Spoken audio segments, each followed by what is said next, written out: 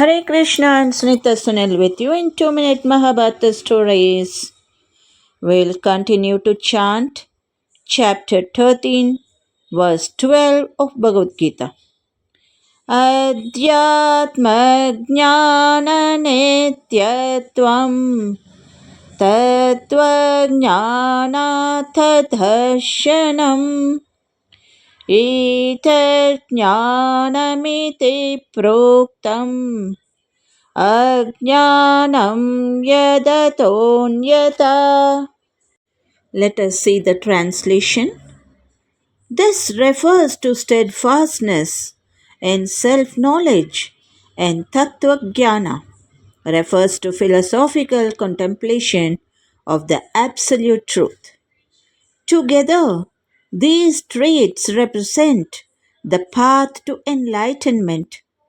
In 20 pillars of knowledge, Krishna explains that the following virtues and practices constitute true knowledge, that is jnana, while anything opposite to them is ignorance, that is ajnana. Adhyatma jnana nityatvam, meaning steadfastness in knowledge of the self, that is a constant, unwavering focus on realizing the true, divine nature of the soul, that is Atman, rather than identifying merely with the physical body or material world. Tattva Jnana Artha Darshanam, meaning contemplation of the ultimate reality, which is deep reflection on the goal of spiritual knowledge.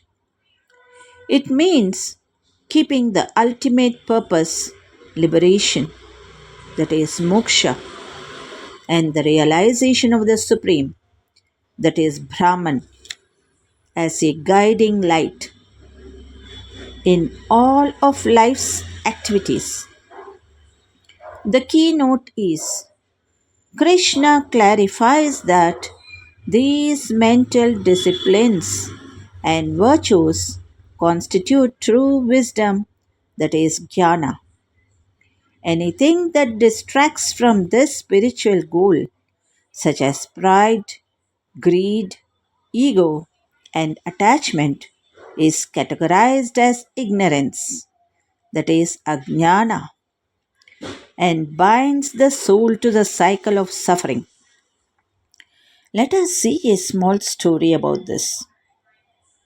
A highly educated scholar once needed to cross a wide, turbulent river. He hired a simple boatman to row him across. During the journey, the scholar began to boast about his vast learning. He asked the boatman, "Have you ever studied the great scriptures, the Vedas, or astronomy?" The boatman replied humbly, "No, master. I have spent my whole life rowed across this river. I know nothing of books." The scholar laughed arrogantly and said, "What a waste! A quarter of your life is lost in ignorance." A few minutes later, the scholar asked, "Do you at least understand grammar, logic, or politics?" Again the boatman shook his head. "No, master. I only know how to read the currents of the water." The scholar sighed. "Then half of your life has been completely wasted." Suddenly a dark storm rolled in. Fierce winds whipped up massive waves, and a large rock tore a hole in the bottom of the boat. Water began rushing in rapidly, and the boat started to sink. The boatman turned to the terrified scholar and asked calmly, "Master, do you know Swetanam, do you know how to swim? The scholar, trembling with fear, cried out, No, have spent my entire life inside libraries reading books, never learned to swim. The boatman replied sadly, Then I'm afraid your whole life is about to be lost. The boatman then dived into the water and swam safely to the shore. While the scholar's pride and theoretical knowledge could not save him from drowning. Let us see the moral. Scholar accumulated endless information about the material world, but it could not save him when a real crisis arrived. Whereas the boatman focus in spiritual sense.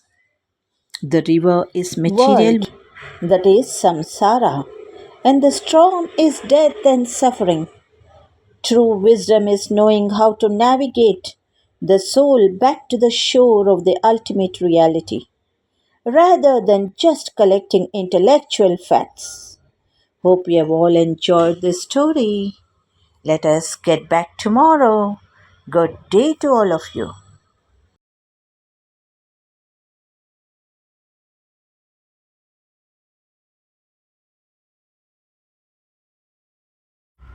ಹರೇ ಶ್ರೀಕೃಷ್ಣ. ಶ್ರೀಮದ್ ಭಗವದ್ಗೀತೆ ಅಧ್ಯಾಯ 13 ಶ್ಲೋಕ 12.